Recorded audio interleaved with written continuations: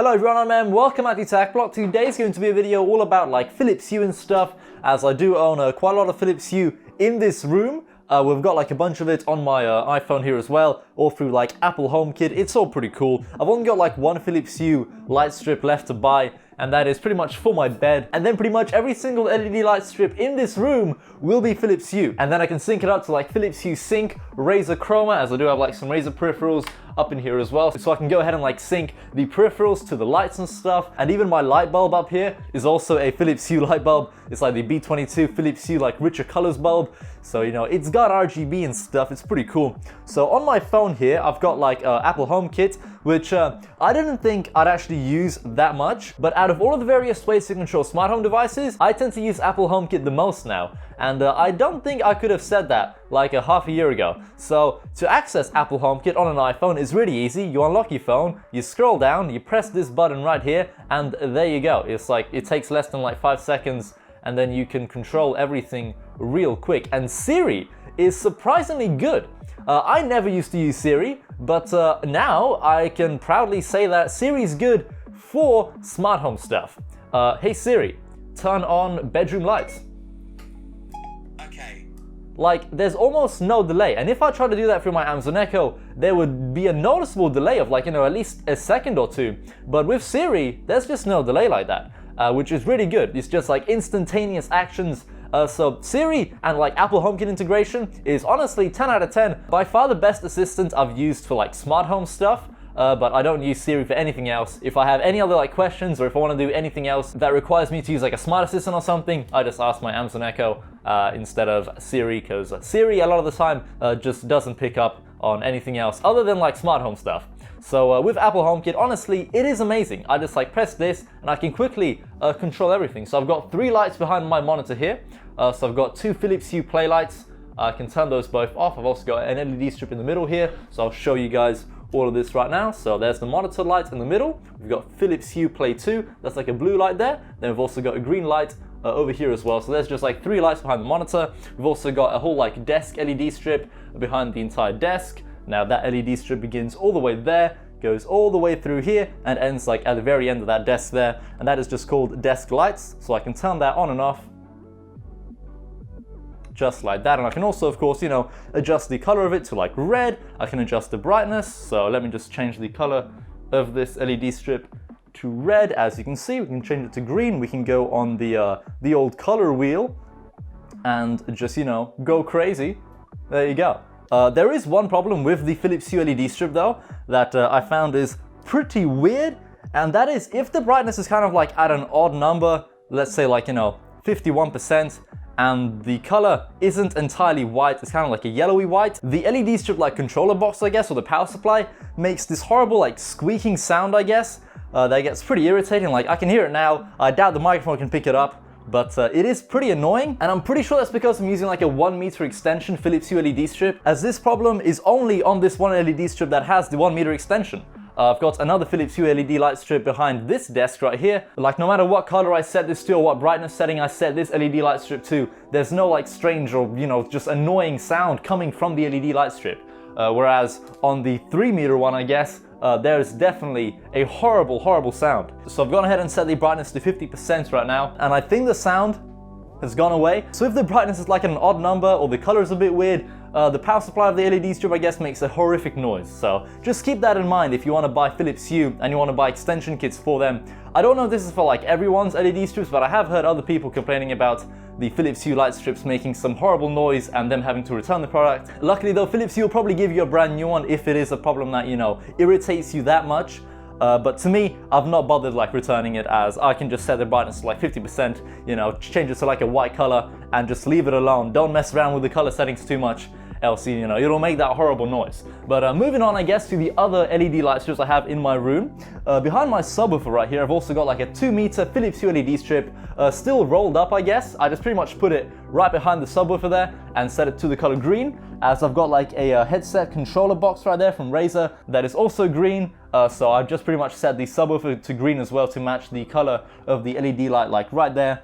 So that's my reasoning behind that, I guess. I've got this LED strip right here that I still need to replace. That's just like a built-in LED strip that came with my bed. It's currently set to red. I've pretty much automated it to set itself to red at like 6 a.m. I think. That LED strip uses an app called Magic Home or Magic Hue, and it's not compatible with Apple HomeKit, unfortunately. If it would be compatible with Apple HomeKit, I wouldn't replace it with Philips Hue, but unfortunately it isn't. So that's that. And then, as I mentioned earlier, I've got this LED light strip here as well. I've got my Synology server here, but that's not really the topic of today's video, I guess. So that's pretty much like all the LED light strips I have in my room, and I pretty much just control all of them via Apple HomeKit. However, Philips Hue does also have some pretty fancy like a third-party apps, I guess, that you can try out. So I've actually bought one of them for like £5 a while ago. It's called iConnect Hue. I heard it was like one of the top rated ones, I think, so that's why I bought it, I guess. But I'm gonna turn off my like softboxes there. Turn off softboxes anytime now, anytime. I think my Amazon Echo is broken. Anyway, let's jump onto the iConnect Hue app, and there we go. We got like a way to control all the lights and stuff. We've got bedroom, the only room that has Philips Hue. As if I were to put Philips Hue in every single room, my bank account would be absolutely empty within seconds. Philips Hue light bulbs, especially the like RGB ones, they're expensive, dude. So I'm not gonna RGB the entire house. Maybe like later on this year when I move out, then I'll probably like RGB everything. Anyway, back to this app right here. So we've got like scenes and stuff. We've got gaming. What does that do? Oh, okay. That's like a preset, I suppose. The subwoofer turned off though, so let's turn that one back on. Hello? Okay, I think I broke something. Right, so anyway, I'm on the iConnect Hue app right now. So we can pretty much control every single like Philips Hue device in my room by just pressing the master button up here. So that can like toggle everything on and off, which is pretty convenient, I suppose. And if we select like this button here, we can also like create scenes and stuff. And then there's also another button right here at the bottom to like turn everything on and off. Now, what I'm gonna do is go over to like the Magics thing here. Oh, they even have like animations. Okay, the animation one is pretty sick. Right, so I've gone ahead and enabled the multicolor cycle right now. And this is pretty much how everything looks like, I guess. So I've got like the whole setup, changing colors and stuff over there. And then if we go over here, we've also got these lights changing colors. The bed, unfortunately, is not changing colors, as you know, it's not a Philips Hue light yet. But yeah, the entire setup is changing colors and stuff. So the iConnect app can allow you to do like, you know, basically like a color spectrum, I suppose, or like a color cycle for like every single LED light strip, you know, Hue Play, light bar and stuff. And even the bulbs can pretty much like color cycle through just a bunch of colors and stuff. So it's all pretty sick. And by the way, I should probably mention that in order for this to actually work, you do need to also buy one of these bad boys right here. So if you're wondering what on earth this is the Philips Hue like bridge, I suppose. You need this in order for any of your Philips Hue products to work at all, okay? So this is like a must. If you want Philips Hue products, you have to buy the bridge, which is an extra like £50. And the LED light strips are probably like, you know, £50 as well. The light bulb is like £50, and the light bars are probably like, I think, £60 each. So if you want to like Philips Hue everything in your room or in your house, be prepared to like take out a mortgage or like, you know, a good couple loans to afford all of the Philips Hue, as it really does get expensive, especially when you begin like adding more and more and more. And this is just one room. I've spent probably hundreds of pounds already for just one room. Imagine adding Philips Hue to every single room.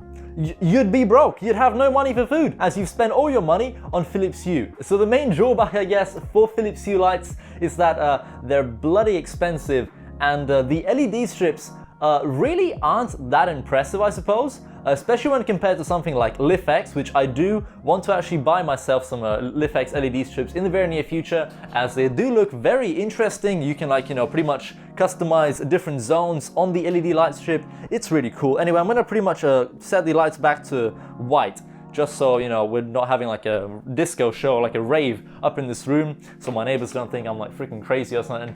Yeah, LIFX is really cool. I've watched videos about it. I know Marsbar has like tons of LIFX or LIFX LED strips all over his setup. I think Random Frank P recently switched over to LIFX as well. Now, will I personally switch over to LIFX?